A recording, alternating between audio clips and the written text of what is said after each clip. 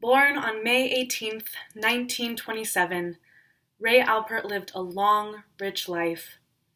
Son of Jack and Margaret Alpert, brother of Janet and Harold, husband to Barbara, father to Terry, Richard, and Nancy, grandfather of 11 and great-grandfather of 9. We are here today to remember and to honor the life of Ray Alpert. Ray was born a second-generation American in Los Angeles. His grandparents emigrated from Poland and Germany and made their way here to find a better life for their families.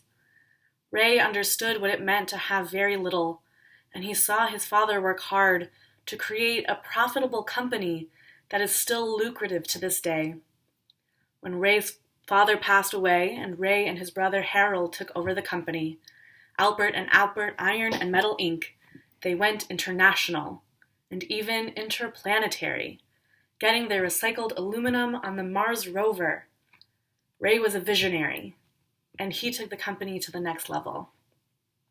With all of his success, Ray also cared deeply about philanthropy.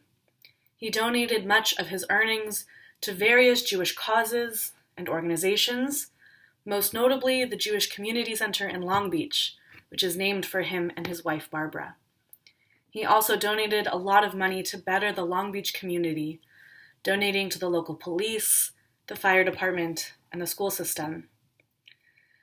After spending time with his family, it's clear that there was nothing and no one that Ray loved more than his wife Barbara. They met in 1952 when Ray was 25 and Barbara was 19. They were set up on a blind date by both of their aunts, who happened to know each other. Barbara told me that the first thing she noticed about him was how tall he was.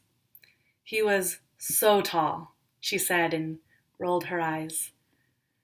They went on just a few dates, and Barbara knew that he was the one, and they were married the next year. Then, only a few years later, their daughter Terry was born, followed soon after by their son Richard, and then their youngest daughter Nancy.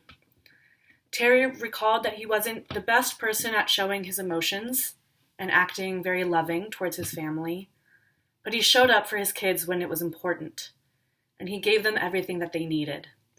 He cared for them in the ways that he could, and they knew that he loved them. Unfortunately, Ray never had the opportunity to meet his great-grandchildren, but he was blessed with 11 beautiful grandchildren whom he loved and whom they loved back. He was at every celebration, birthdays, graduations, and weddings, and his grandchildren referred to him as the humble giant. He was quiet and reserved, they told me, but his heart was big, and he loved his family. Ray will be dearly missed, but his impact and his legacy will be felt by his family, by his community, and even on Mars for generations to come.